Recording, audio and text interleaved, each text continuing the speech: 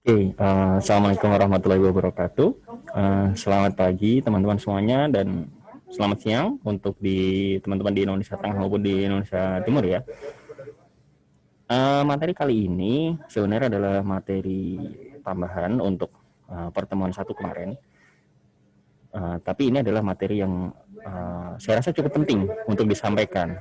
Dan perlu saya garis bawahi adalah materi ini bisa teman-teman dapatkan juga dari luar, dan ini memang materi yang berasal dari Brainmatics dari ilmukomputer.com. Karena materinya bagus, jadi saya rasa saya perlu menjelaskannya di sini. Oke, ini sebagai menggali informasi ya dari yang pertemuan kita sebelumnya. Coba mungkin teman-teman bisa menggali lagi apa itu perbedaan antara data, informasi, dan pengetahuan. Oke, nah terus dari contoh ini mana yang disebut data, mana yang disebut informasinya, terus mana yang akan disebut sebagai pengetahuan, dan pengetahuan apa yang bisa kita gali dari sini. Oke, sebelum lanjut ke penjelasan saya berikutnya, silakan teman-teman menjawab ya dalam hati. Oke, apa itu data mining? Data mining seperti sudah biasa saya jelaskan bahwa manusia memproduksi banyak sekali data yang mulai dari astronomi, bisnis, kedokteran. Ini sudah bukan rahasia umum lagi, saya rasa. Makin hari pertambahan data ini sangat besar sekali. Ini contohnya misalnya di astronomi, dari survei benda langit ya. Seperti yang biasa saya jelaskan bahwa data yang bisa masuk ke dalam data mining ini hampir seluruh jenis data, mulai dari image, kemudian video dan sebagainya. Dan ini dari image benda langit bisa bertambah sampai 140 terabyte dalam 10 tahun. Kemudian dalam biologi dan kedokteran itu kita tahu genome sequencing ya, untuk ini kan yang sangat populer akhir-akhir ini ya, genome sequencing, karena memang didukung oleh hardware.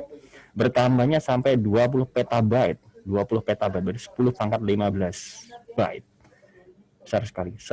Dan bertambah 2 kali lipat setiap tahun. Nah, ini penggunaan di sosial media, di internet. Ini menunjukkan bahwa data itu banjir sekali setiap hari. Makin banyak sekali data yang akan kita terima gitu. Kita akan kebanjiran data. Nah, kalau di sini sebenarnya sebagai tsunami data. Ini contohnya.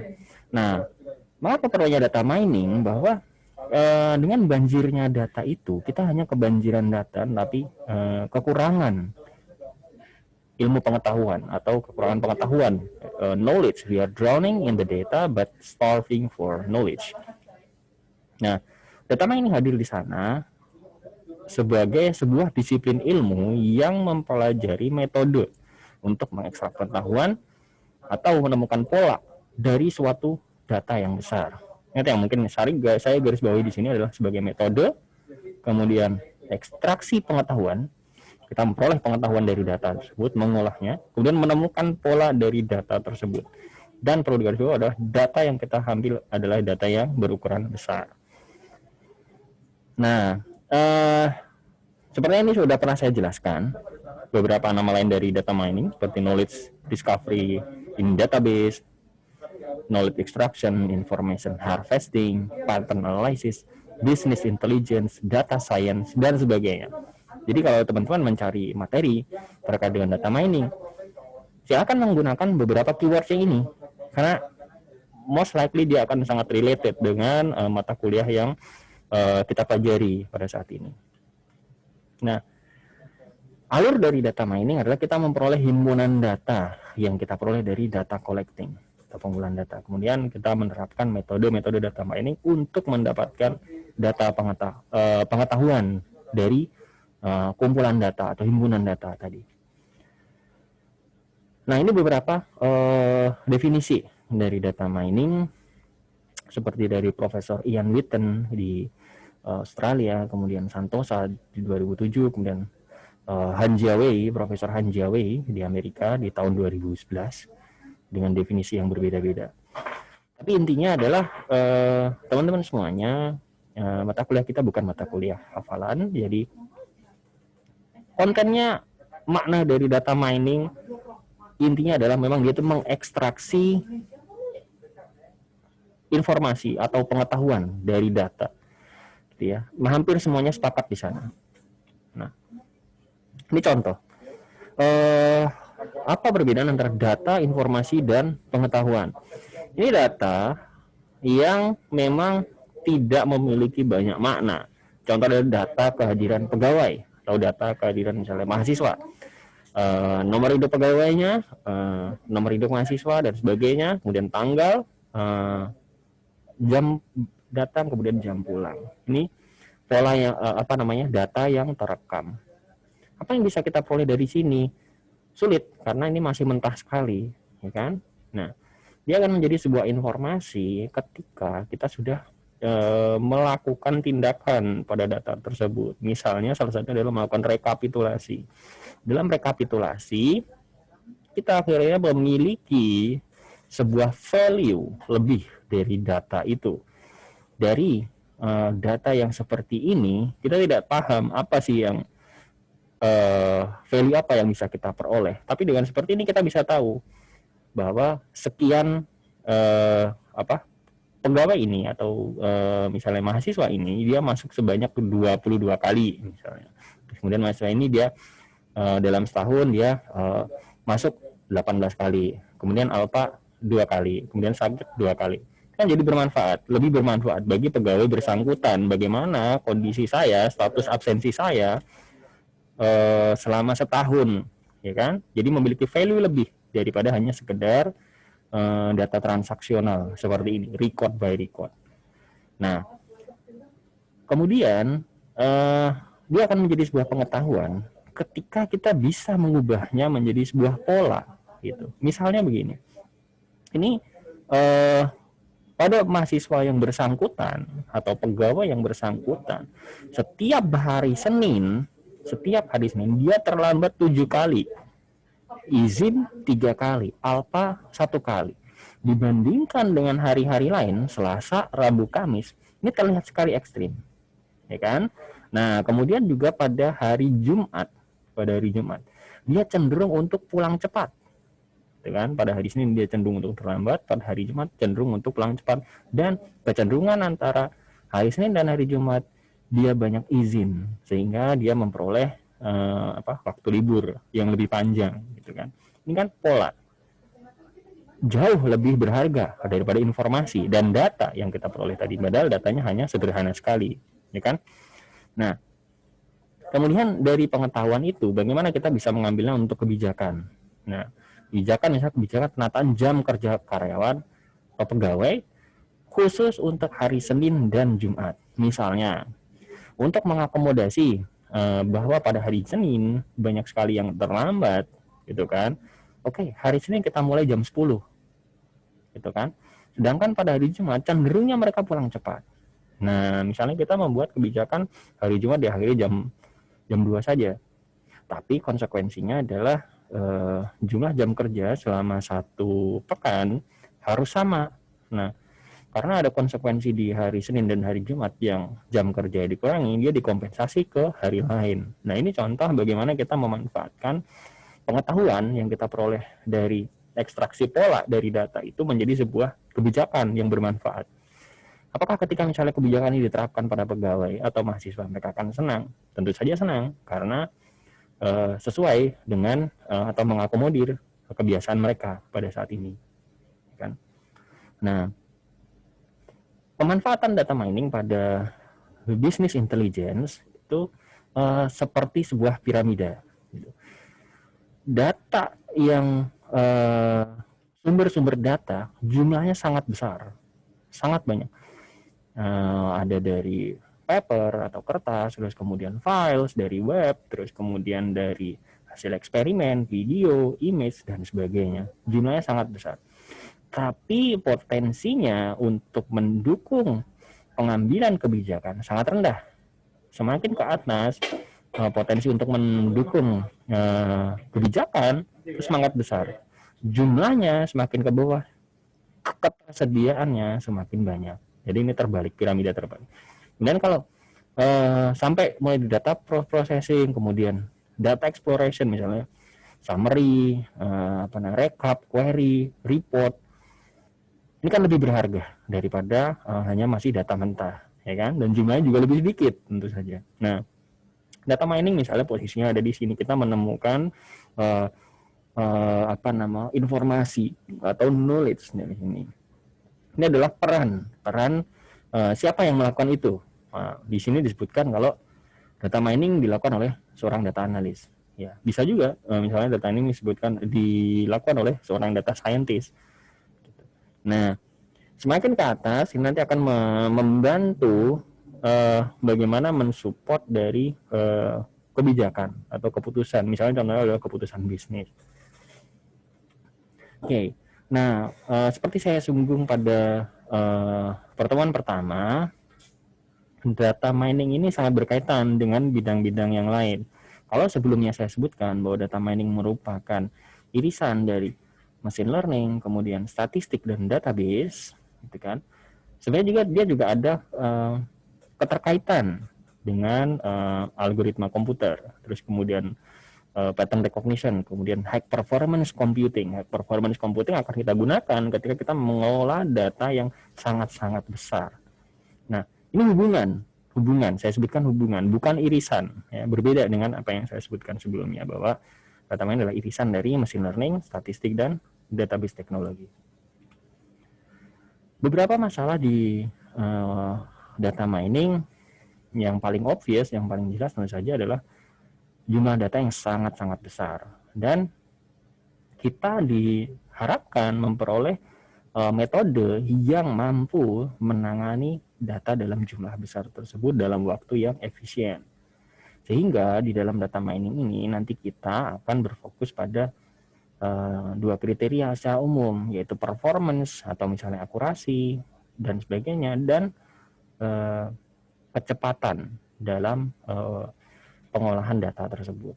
Sehingga performance dan running time dua-duanya sangat penting di dalam mata kuliah ini. Kemudian high dimensionality of data. Maksudnya adalah beberapa data memiliki ribuan dimensi. Ribuan dimensi artinya atribut. Satu data misalnya data pegawai atau data mahasiswa misalnya, mereka memiliki beberapa atribut, kan? Ada atribut jenis kelamin, ada atribut umur, ada atribut asal daerah misalnya, kemudian ada atribut hobi dan sebagainya. Jadi kita bisa melihat dari masing-masing atribut itu sebagai dimensi. Ketika kita membandingkan antar mahasiswa atau antar pegawai dari sisi umur, itu kita membandingkan dari dimensi umur. Kita melihat dari sisi hobinya, berarti kita melihat dari dimensi hobi dan sebagainya. Nah, data yang berukuran besar seringkali juga memiliki atribut yang sangat besar. Misalnya data tadi saya sebutkan contoh misalnya data sains penduduk, tapi misalnya data dari sosial media misalnya, berapa atribut yang ada di sana, karakteristik dari penggunanya sendiri, terus kemudian interaksi di antara mereka gitu. Jadi atribut yang melekat pada data sendiri berukuran sangat-sangat besar.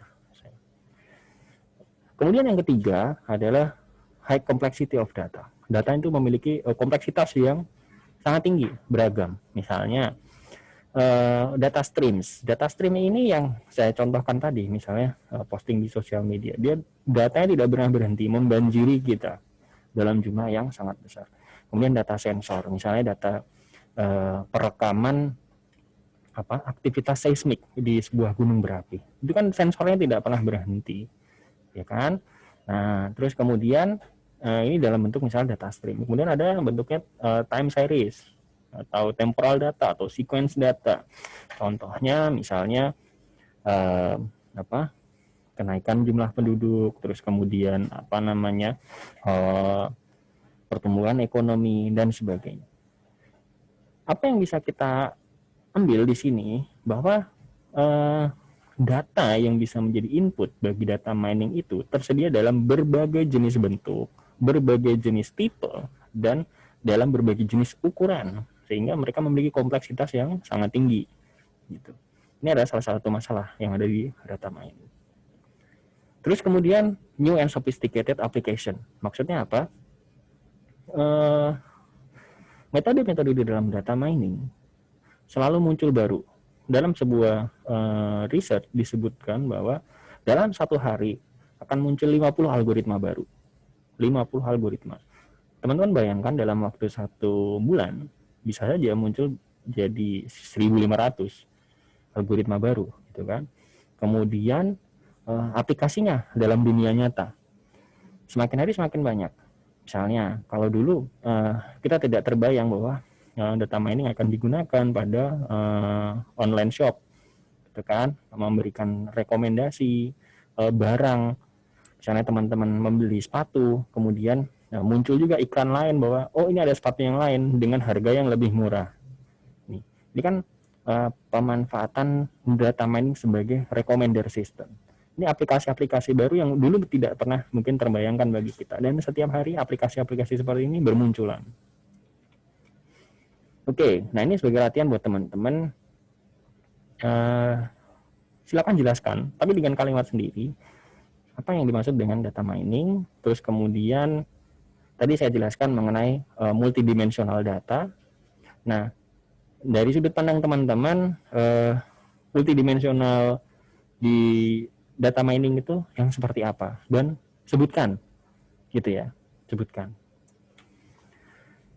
Oke, next, apa sih peran utama dari data mining? Nah, ini materi yang sangat penting saya pikir. Data mining bisa digunakan untuk berbagai jenis task atau tugas atau peran. Tapi di dalam mata kuliah ini mungkin kita akan hanya terfokus pada 5 ini. Itu kan 5 peran utama. Ada beberapa peranan atau tugas yang lain, sangat banyak sekali. Bisa kita diskusikan, tapi kita akan hanya fokus pada di 5 ini. Yang pertama adalah estimasi, kemudian yang kedua untuk prediksi, kemudian yang ketiga untuk klasifikasi, clustering, dan asosiasi. Estimasi dan prediksi itu nyaris mirip. Ya, kita melakukan estimasi atau prediksi pada sesuatu yang belum kita ketahui. Perbedaannya secara umum adalah pada prediksi ini lebih sering digunakan pada data-data time series atau runtun waktu. Sedangkan estimasi umumnya berlaku untuk berbagai macam tipe data. Bisa juga pada data time series. Tapi prediksi lebih umum dilakukan pada data runtun waktu. Tapi sebenarnya di dalam data mining, definisi antara estimasi dan prediksi ini cukup longgar. Jadi bisa saling beririsan di antaranya. Estimasi, prediksi, kemudian klasifikasi. Saya rasa teman-teman tahu ya, klasifikasi itu kita mau membuat pengelompokan yang batasnya itu jelas antara satu kelompok dengan kelompok yang lain. Nah, estimasi, prediksi, dan klasifikasi ini sering muncul sebagai kita namaikan nanti supervised learning. Nanti saya akan ajarkan. Kemudian asosiasi dan clustering ini akan sering muncul sebagai unsupervised learning. Clustering dan klasifikasi, pada saat di clustering kita juga melakukan pengelompokan. Perbedaannya adalah pada klasifikasi kita memiliki target. Ya, target. Misalnya kita ingin mengelompokkan penduduk berdasarkan target yang kita pilih. Target contohnya misalnya mengelompokkan berdasarkan menjadi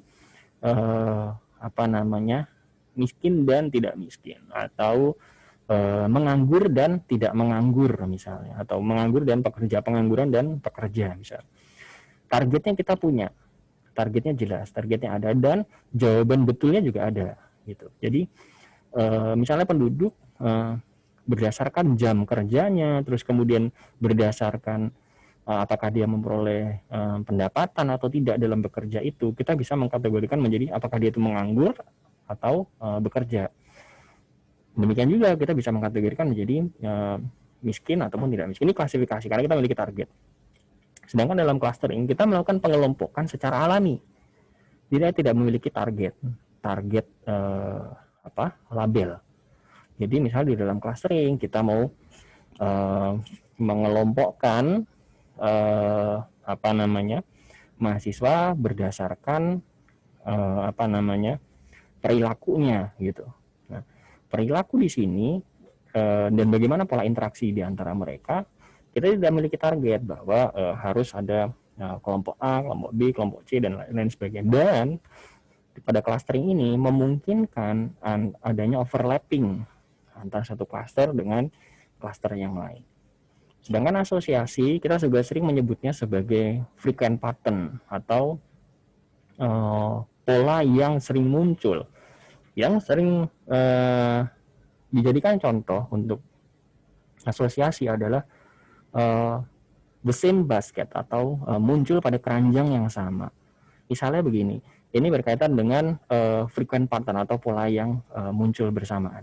Ketika seseorang datang di Alfamart atau Indomaret misalnya, dia membeli roti tawar, terus kemudian membeli margarin, gitu kan? Most likely dia akan juga membeli selai, gitu kan? Ini kan frequent pattern. Atau seseorang yang membeli popok bayi atau diapers gitu, juga akan membeli minyak kayu putih dan minyak telon misalnya begitu, dan susu formula, kan? Ini asosiasi yang kita sebut. Jadi frequent pattern yang sering muncul. Kemudian misalnya hobi mahasiswa, misalnya mahasiswa yang hobi membaca juga biasanya memiliki hobi untuk misalnya dalam bidang ilmiah misalnya, atau mahasiswa yang memiliki hobi di bidang musik, mereka juga memiliki hobi pada pertunjukan misalnya. Ini kan kemunculan bersama, frequent pattern. Oke. Nah, kita berkenalan dengan dataset atau himpunan data. Ketika kita memperoleh data by record seperti ini, data transaksional by record seperti ini adalah contoh record dari sebuah dataset yang salah satu dataset yang paling populer di machine learning, yaitu iris dataset. Iris itu adalah data bunga iris. Nah, seperti ini bunganya, bunga iris. Nah, bunga iris itu memiliki kelopak atau sepal dan memiliki putik atau petal. Oke.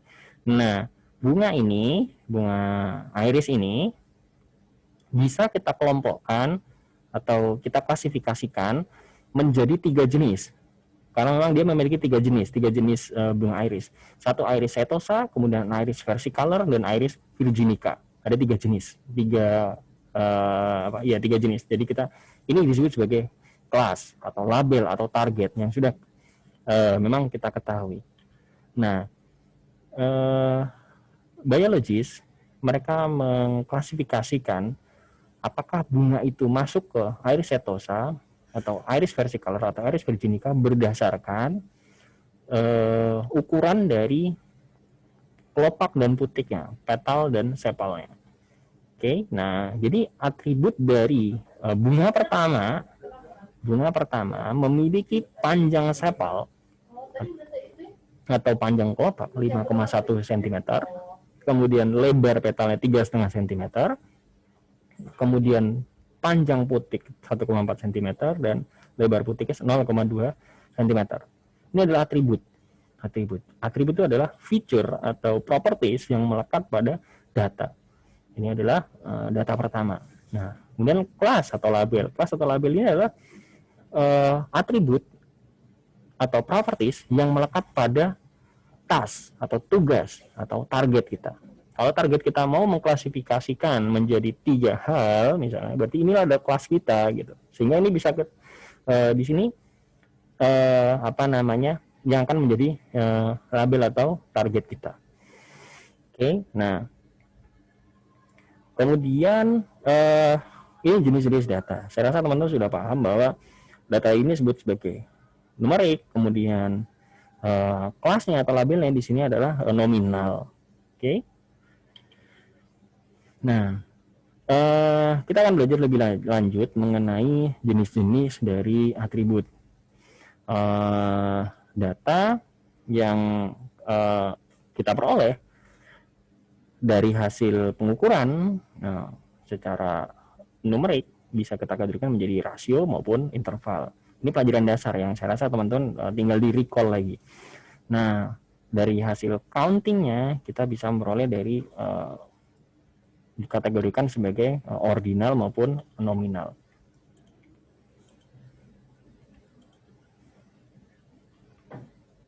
Nah, ini contohnya. Jenis atribut atau jenis data rasio, dia data yang diperoleh dengan cara pengukuran di mana jarak pada dua titik pada skala yang sudah diketahui. Dia mempunyai juga titik nol yang absolut.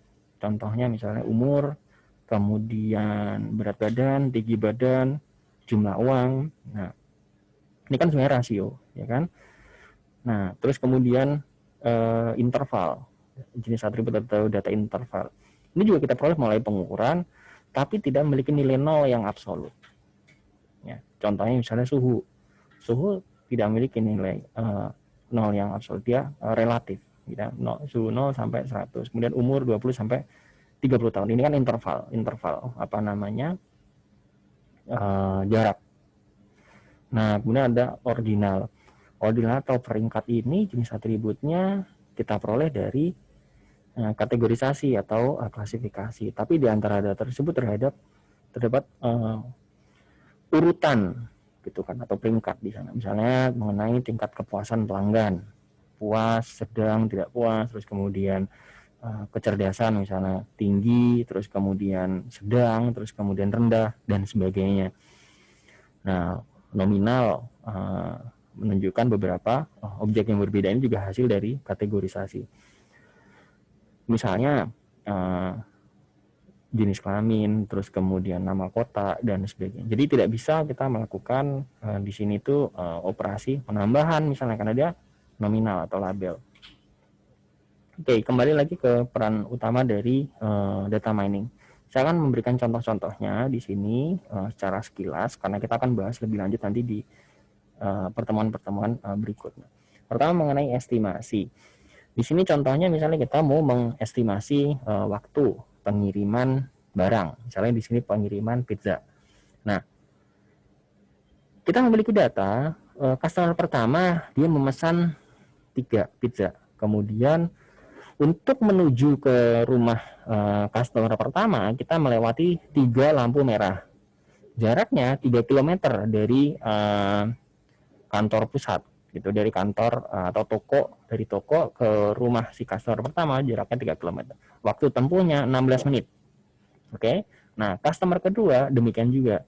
Pesanannya 1, kemudian jumlah lampu merahnya 7, jaraknya 4 km dari toko. Waktu tempuhnya 20 menit. Dan seterusnya sampai customer ke 1000. Ya, kita memiliki data seperti ini. Nah, kita bisa menggunakan metode estimasi. Salah satunya di sini misalnya kita contohkan menggunakan regresi linear.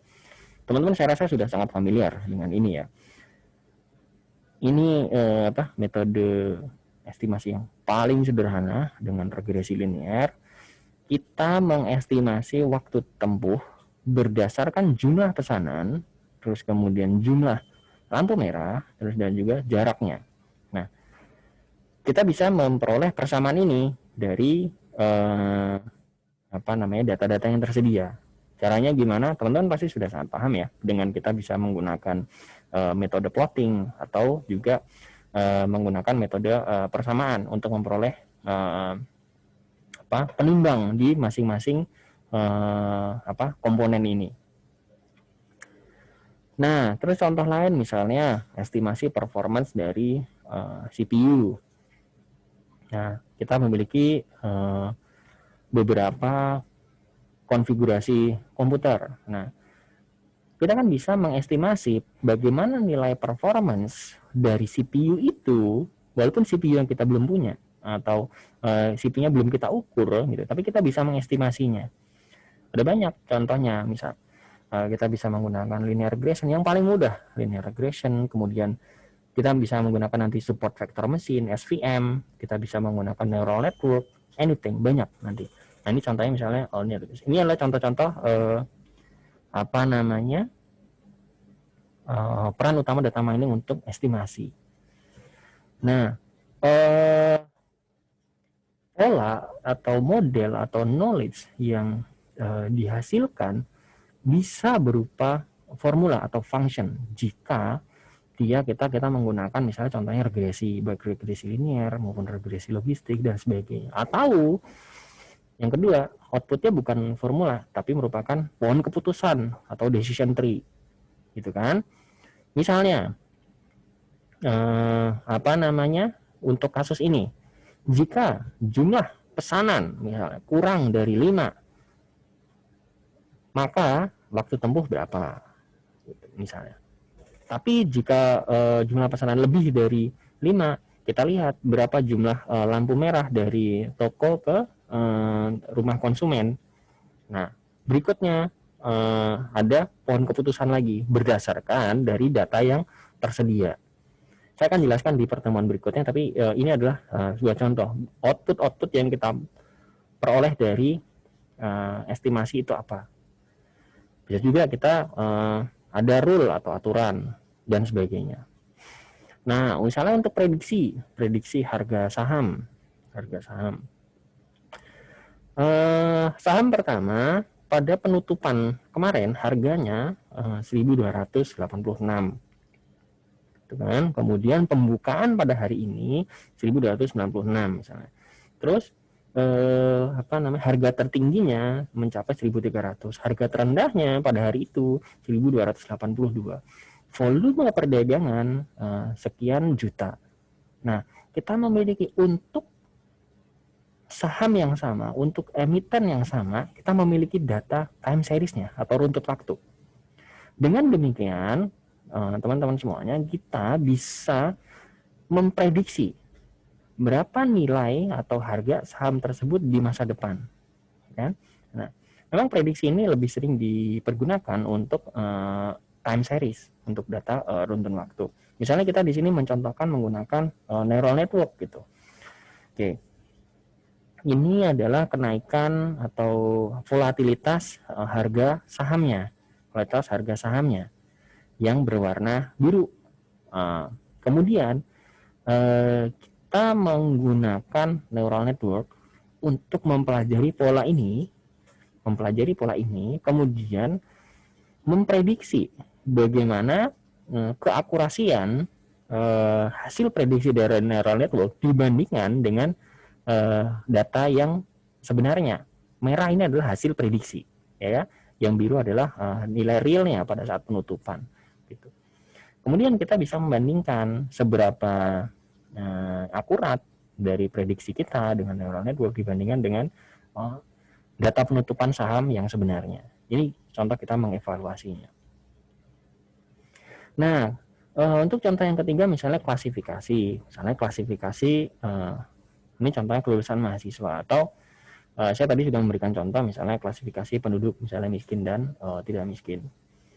Ini contoh sederhana untuk klasifikasi. Saya akan jelaskan di pertemuan berikutnya, tapi ini kita menggunakan hanya contoh salah satu metode klasifikasi yang cukup populer, C45, dari data mahasiswa seperti ini, gitu kan? Kita memiliki label atau target atau kelas.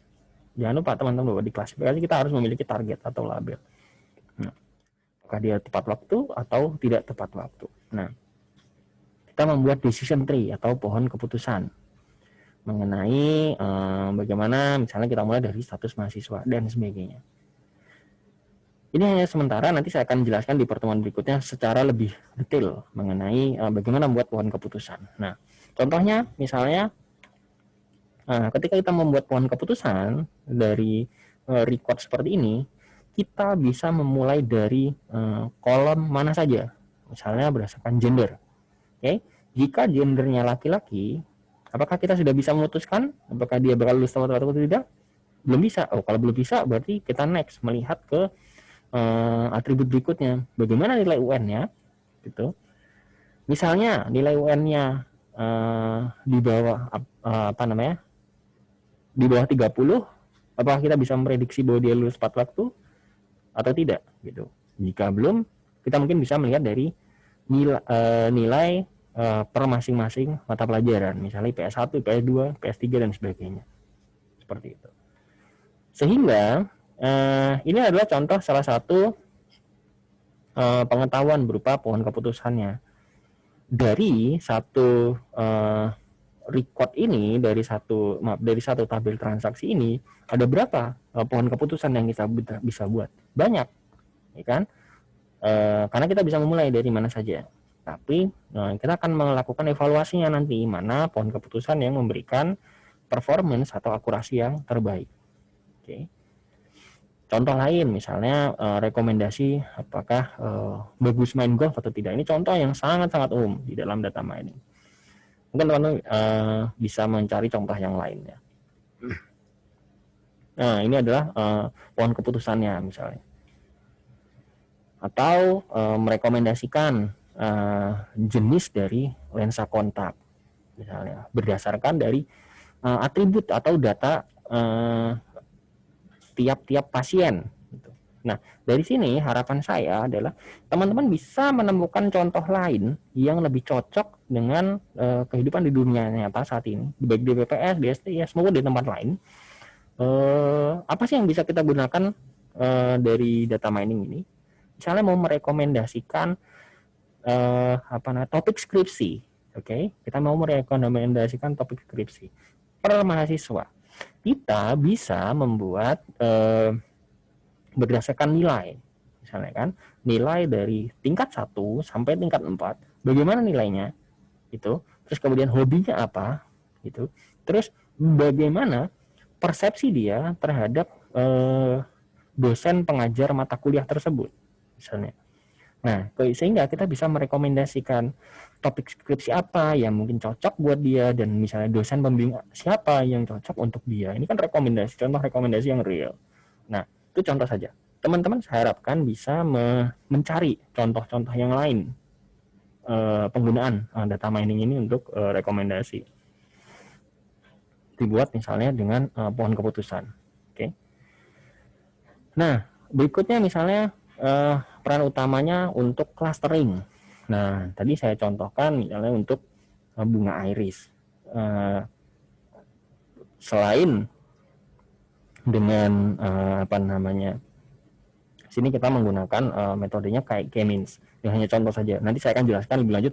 Banyak sekali metode yang bisa kita gunakan untuk clustering. Hasilnya adalah bahwa dengan sebuah metode clustering tanpa adanya target, ingat bahwa di cluster kita tidak menentukan target, tidak menentukan kelas, kan? Kita hanya mau melihat pengelompokan data secara alami. Padahal kita sudah tahu bahwa bunga iris itu hanya terdiri dari 3 jenis, ya kan? Iris setosa, iris versicolor, dan iris virginica. Nah, pada saat kita melakukan clustering,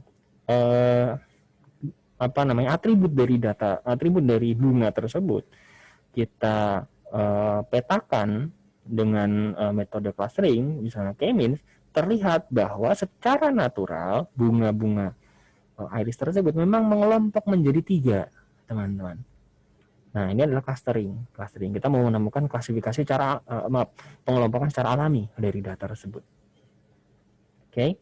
Nah, kemudian contoh berikutnya adalah untuk asosiasi. Saya tadi sudah sebutkan bahwa asosiasi itu nama lain adalah frequent pattern atau pola yang sering muncul. Oke.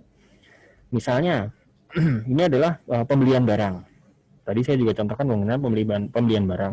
Jika ini pelanggan pertama dia membeli gula, misalnya 1 ini adalah apakah dia membeli atau tidak.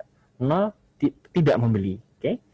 Nah, pelanggan yang pertama dia membeli gula, membeli kopi, dan kemudian juga membeli sabun dan juga sampo. Pengguna kedua dia membeli kopi, popok, spray, kemudian kemeja, celana, ya kan? Pengguna ketiga demikian seterusnya. Oke, dia membeli popok, membeli spray. Oke, nah dari data yang sangat besar, misalnya data yang sangat besar, kita ingin belajar pola yang sering muncul. Apakah jika seseorang sudah membeli A dan B, apakah juga akan membeli C? Oke, ini asosiasi. Ada banyak metode yang kita bisa gunakan untuk pembelajaran asosiasi, misalnya FP Growth, salah satu contoh saja. Kita mau mengekstraksi pola-pola barang belanjaan yang sering dibeli. Nah, ini adalah hasil dari association rules-nya. Contohnya, kalau kita merun data ini dengan algoritma FP Growth, kita boleh bahwa jika seseorang membeli Aqua, maka dia juga akan membeli sabun dengan confidence 80% dari data tersebut. Oke?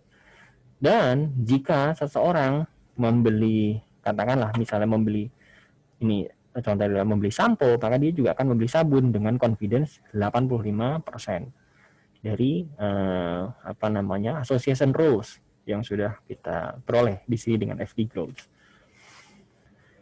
Nah, di algoritma association rules ini, tadi saya sampaikan bahwa ini adalah mengenai muncul secara bersamaan. Nah, konsep dari association rules atau frequent pattern ini, kita akan mempelajari apa itu yang dinamakan support dan apa itu yang dinamakan confidence. Karena ini akan menentukan salah satu jenis evaluasi dari metode asosiasi ini. Misalnya contohnya adalah ada 1.000 pelanggan yang belanja di supermarket ABC misalnya atau X. 200 orang membeli sabun mandi, kemudian ada 200 orang, dari 200 orang yang membeli sabun mandi, 50-nya membeli Fanta juga. Nah, kalau kita mau membuat rules untuk untuk data tersebut, data transaksi tersebut, association rules-nya adalah menjadi jika membeli sabun mandi, maka dia juga akan membeli Fanta. Oke? Karena dari 200 orang yang membeli sabun mandi, ada 50 orang yang membeli Fanta. Oke, jadi kita bisa membuat satu rule bahwa jika membeli sabun mandi, maka akan membeli Fanta.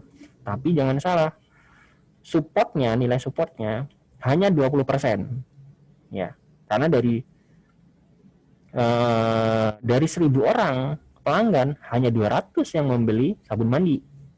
Support itu adalah berapa kemunculan berapa kemunculan kejadian kita pada keseluruhan populasi. Di sini kita hanya hanya 200 orang yang membeli sabun mandi dibandingkan dengan 1.000 orang, maka supportnya hanya 20%. Confidence-nya adalah berapa nilai true dari atau nilai benar dari rules yang kita buat terhadap kejadian yang ada. Nah, dari 200 orang yang membeli sabun mandi, hanya 50 yang membeli Fanta. Berarti confidence kita hanya 25%. Oke. Nah, cukup kecil memang. Nah, ini bisa kita implementasikan pada data ini. Gitu. Berapa yang membeli gula dibandingkan dengan keseluruhan populasi pelanggan, gitu kan? Terus, apakah setiap membeli gula, apakah dia juga membeli kopi, ya kan? Kemudian berapa confidence-nya?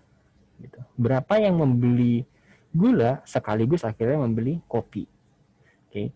Nah, semakin tinggi nilai support dan semakin tinggi nilai confidence, berarti semakin bagus association rules yang kita buat. Oke. Nah, tadi saya sudah jelaskan bahwa secara umum dalam mata kuliah ini kita akan belajar dua hal, yaitu supervised learning dan unsupervised learning.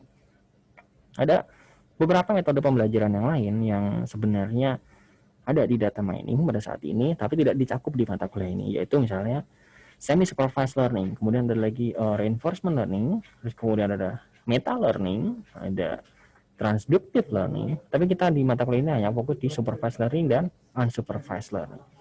Supervised learning ada pembelajaran terarah. Terarah artinya kita memberikan contoh, kita memberikan data latih yang sudah memiliki jawaban yang benar. Oke. Unsupervised learning adalah kita tidak memberikan contoh. Oke. Nah, oke. Kita masuk, apa itu supervised learning? Pembelajaran dengan arah atau guru. Sehingga dataset itu memiliki target, label atau kelas, dan kita memberikan nilai data latih. Dan dari algoritma itu dia belajar dari nilai dari variabel target. yang berasosiasi dari nilai atau variabel prediktor itu. Pada saat ini sebagian besar algoritma data mining itu masih supervised learning. Ini memang disoroti oleh salah satu profesor di bidang machine learning bahwa supervised learning ini masih menguasai algoritma-algoritma di data mining dan machine learning. Dan dengan adanya keterlibatan manusia di situ dengan memberikan contoh kecerdasan dari si mesinnya, kecerdasan dari algoritma yang kita lakukan itu masih rendah karena kita harus masih memberikan contoh atau guru. Nah, ini contoh yang tadi kita memberikan target atau label atau kelas di sana. Nah, unsupervised learning itu kita mau mencari pola tanpa adanya target, tanpa adanya guru, tanpa adanya data latih. Jadi ini adalah unsupervised learning. Contohnya misalnya algoritma clustering atau beberapa mungkin dia asosiasi juga frequent pattern. Nah, ini contohnya seperti ini, dataset tanpa kelas. Nah, ini semi supervised learning. Saya hanya akan memberikan sekilas saja karena tidak akan kita cakup di mata kuliah kita secara umum. Nah, semi supervised learning ini adalah metode yang kita menggunakan data dengan label dan tidak berlabel sekaligus. Jadi kita mencampurkan antara supervised learning dan unsupervised. Sehingga data yang memiliki label kita gunakan untuk membentuk model, tapi data yang tidak menggunakan tanpa label kita untuk meng-create boundary, membuat batasan antar kelas. Sehingga misalnya begini, kita mau mengklasifikasikan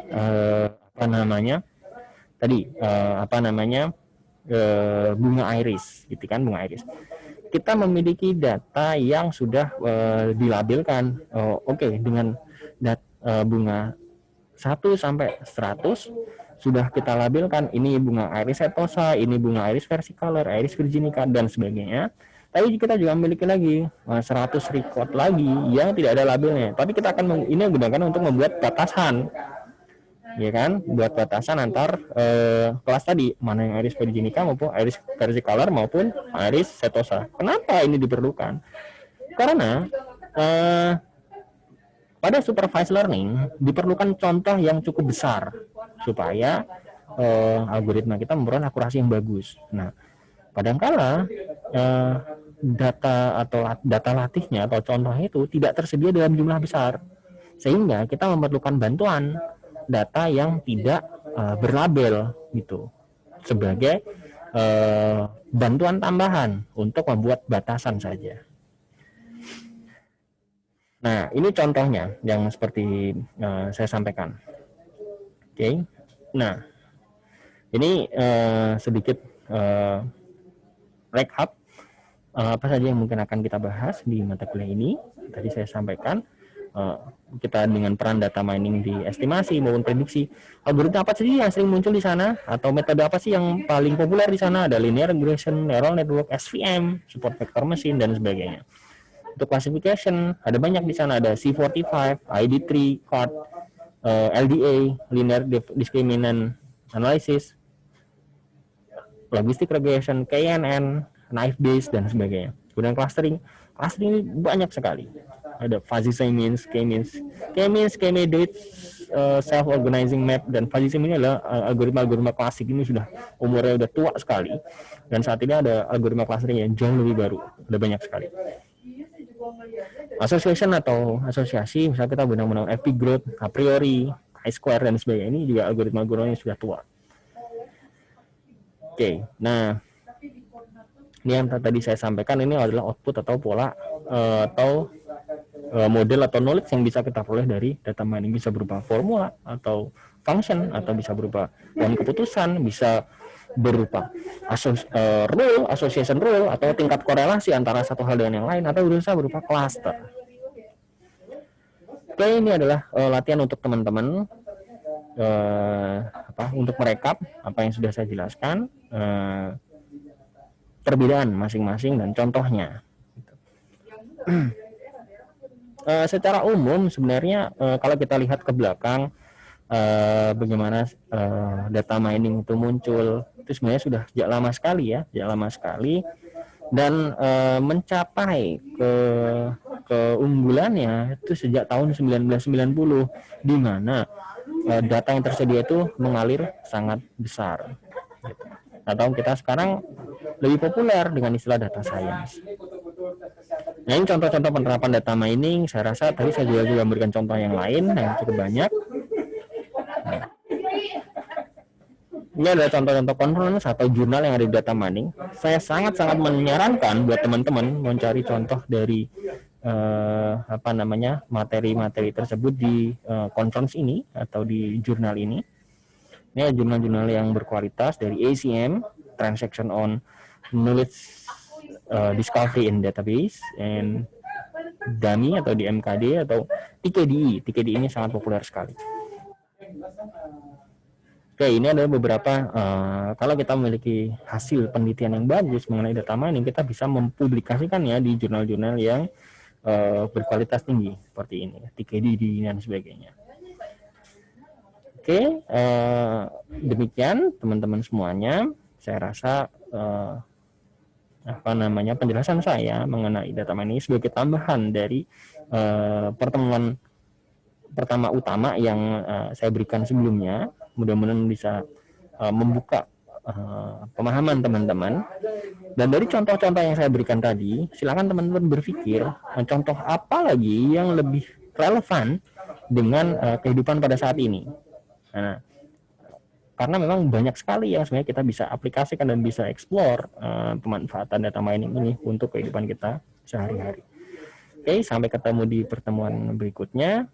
Saya tutup dulu. Assalamualaikum warahmatullahi wabarakatuh.